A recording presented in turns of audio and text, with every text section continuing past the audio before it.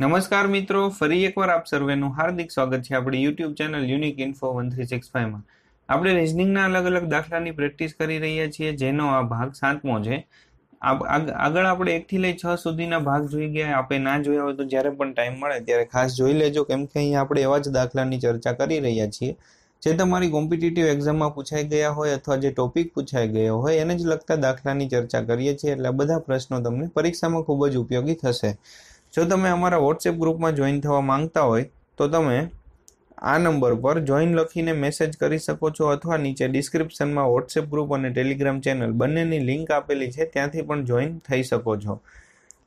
જો તમે હજી સુધી ચેનલને સબસ્ક્રાઇબ ના કરેલી હોય તો પ્લીઝ નીચે સબસ્ક્રાઇબનું બટન દેખાતું હશે, તેના પર ક્લિક કરી સબસ્ક્રાઇબ અચૂકથી કરી લેજો। પછી બાજુમાં એક 2 થી 3 સેકન્ડ પછી એક બેલ આઇકન દેખાશે, એને ખાસ દબાવી દેજો, જેથી આવનારા તમામ વિડીયોની માહિતી તમને મોબાઈલ પર નોટિફિકેશન દ્વારા સરળતાથી મળી રહે।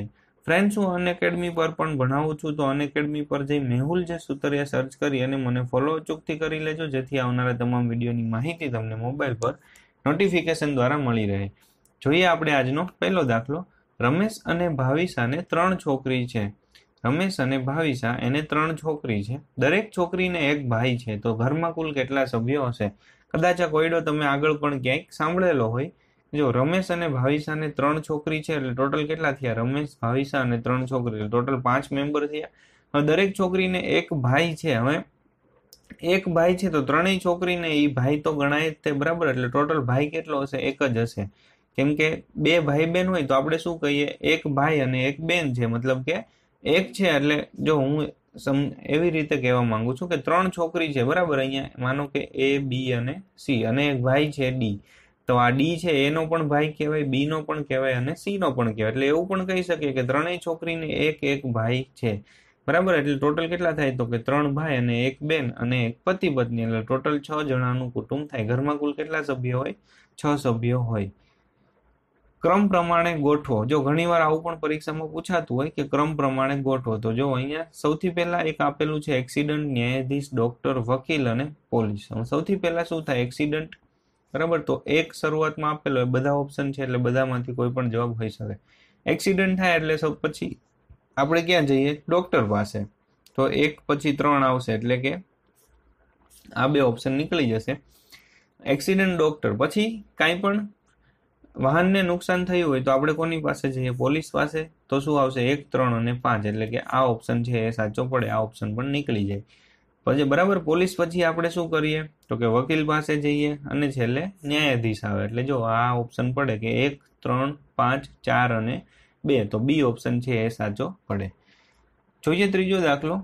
જો પેટર્ન છે એમાં ખૂટતો નંબર છે એ આપણે શોધવાનો છે, તો અહીંયા ગુણાકારની પેટર્ન આપેલી છે। અહીંયા શું બનતું હોય? તો કે કાં રોમાં પેટર્ન બનતી હોય આવી રીતે, અથવા તો કોલમમાં પેટર્ન બનતી હોય। અહીંયા આપણે કોલમમાં પેટર્ન બને છે। જો 2 × 5 × 1, એટલે 2 × 10, પછી 4 તરી 12, 12 × 6 = 72, એટલે આ અહીંયા 7 દુ 14,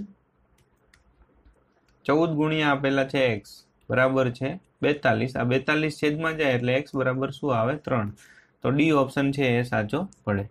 ચોથો દાખલો જોઈએ। અલગ પેટર્ન તારો। આમાં કંઈક પેટર્ન છે અલગ હશે, એ આપણે જોવાની છે। અહીંયા જો એક મિસિંગ નંબર છે, A, B, C, D, E, F, G, J, K, L, M, N, O, P, બરાબર? પછી જો Q, R, S, S, T, U, U પછી અહીંયા V આપેલો છે, અહીંયા હોવો જોઈએ શું? તો કે W, તો આ ઓપ્શન છે એ અલગ પડે છે। અહીંયા જો અહીંયા પણ N, O, P, Q, R, S, T, બરાબર? તો આ બધી પેટર્ન છે એ સરખી છે, C છે એ અલગ પડે છે, એટલે C ઓપ્શન છે એ સાચો પડે। અલગ પેટર્ન તારો। અહીંયા પણ શું આપેલું છે? જો 39 ગુણ્યા હું 3 કરું તો શું આવે? 117। 66 ગુણ્યા 3 કરું તો આવે 198। 71 ગુણ્યા 3 કરું તો આવે 213। અહીંયા 41 અને 164 આપેલો છે, એટલે ગુણ્યા 4 કરું ત્યારે મને આ જવાબ મળે, તો બી ઓપ્શન છે એ અલગ પડે છે, એટલે બી ઓપ્શન સાચો પડે। મિત્રો, આપે વિડીયો જોયો એ બદલ આપ સર્વેનો ખૂબ ખૂબ આભાર। વિડીયો આપને પસંદ આવ્યો હોય તો પ્લીઝ લાઇક કરી આપના મિત્રો સાથે શેર કરવાનું ના ભૂલતા।